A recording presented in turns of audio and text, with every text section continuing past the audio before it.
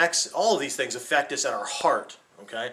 If somebody physically threatens us, all right, it affects us at our core, at our heart. It affects us emotionally. It affects our confidence, our self-esteem, those kind of things.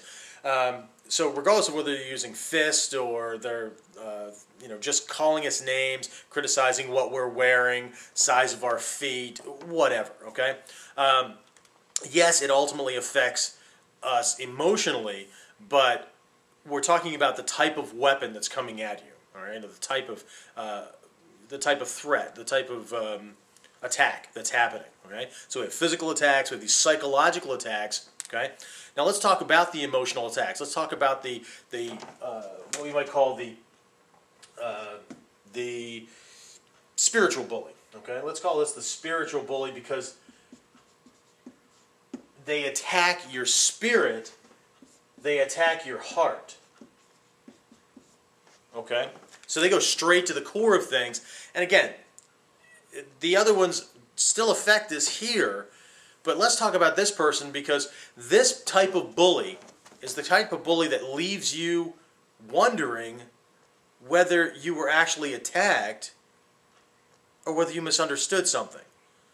Okay, to me, this is the most dangerous form of bully because we might not even know that we're being bullied. Okay, we might not even know that something is happening until it's too late. Okay, at least these two here are obvious, right? This guy, you're an idiot, you're a moron, right? You're stupid. If you could get that right, I might treat you better, that kind of thing, right? This guy up here, do it my way, or I'm gonna break your legs, that kind of thing, right? At least they're obvious, okay? Spiritual bully, okay? The purely emotional bully uses weapons that we don't even think of as weapons in their arsenal, okay? They attack us with these things. What kind of things? Things like love, friendship, these kind of things, okay? If you've ever heard someone say, if you really loved me, you would X, Y, Z, okay? Now, they're putting a condition on, okay, on this whole love thing, all right? Let's see, friendship, okay? Friend walks up to, your child, and your child just has a new toy from their birthday, Christmas, whatever it is, right? And really liking this thing, and the friend says, "Can I have it?" And of course, your child says, "No, this is my favorite toy. This is mine." And they say, "Well, I guess we're not friends if you won't give that to me." Okay, so what they're doing is implying. Okay, now this is something, and we'll talk about this in a different lesson, but this is using something that in neurolinguistic programming, in this mind science, we call a presupposition. All right, what's implied, and see, they can always fall back, or they can try to fall back unless you know what's going on. Right? They can always try to fall back on their words. When you say, "Did you just say that we can't be friends if I don't do what you want?" And they can fall back on, "I never said that." Okay? Because of the way they word things, all right? But this is presupposition. The implication is, I'm going to harm you by withholding my love, my friendship, my concern, my caring, my help, anything, if you don't do what I say. Okay? So, we've got the physical bully, right? These are the folks that, it's obvious, okay? Now, the thing about the physical bully is that they're predominantly males, okay? Not always, but they're predominantly males. These are the school bullies. We think of a boy, right, threatening to beat you up on the schoolyard, or give me your lunch money, or I'm going to beat you up, kind of thing, right?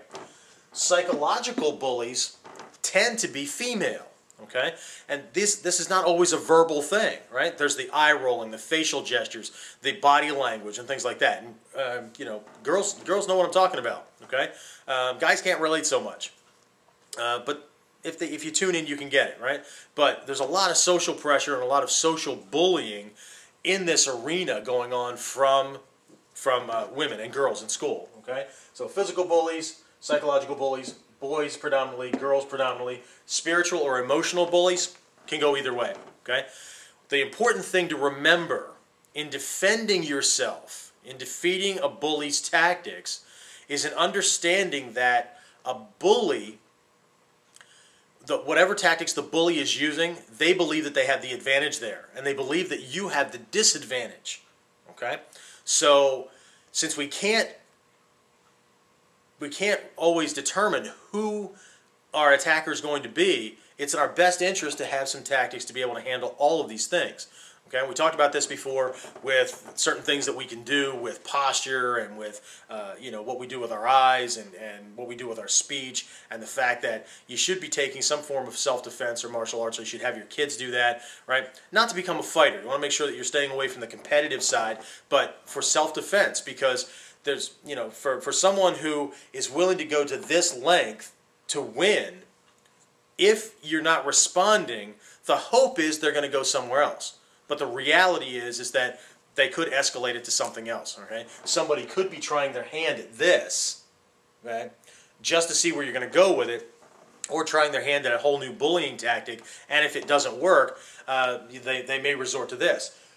But at the same time, these people we get, okay, purely physical. They talk about or threaten these kind of things all the time. They're generally very physical people to begin with. These folks in here, what they do to get their own way is only one part of this dichotomy about the way they operate in the world. Okay, they see the world a certain way, and this is okay with them in getting what they want.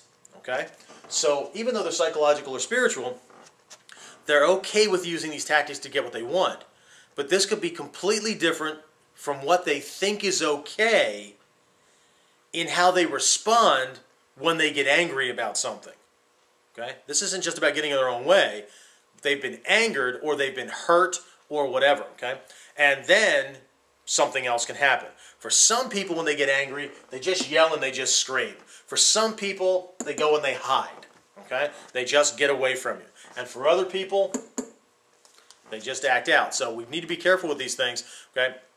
The threats are one thing, or the tactics for getting what they want can be one thing, but what they do when they're angered or not, things aren't working out, or they're frustrated or confused or injured or anything like that, things can change radically. Okay?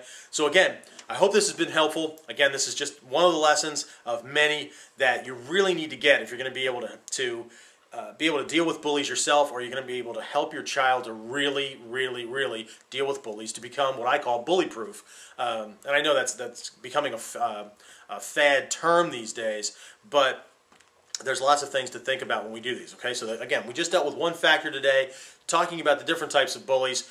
Other lessons we have set aside for you, or when you get into the full program, what we have for actually giving you tactics to be able to handle each of these. Okay, so remember, 3 types of bullies: physical, psychological, or the mental, the spiritual, the ones that attack your heart. Okay, they're using fists, they're using words, or they're using these things that we would never think of as weapons, like friendship and love and things like that. Okay, so again, this is Jeffrey Miller from Warrior Concepts International, our main training academy here in Sunbury, Pennsylvania, and I'll see you in the next lesson.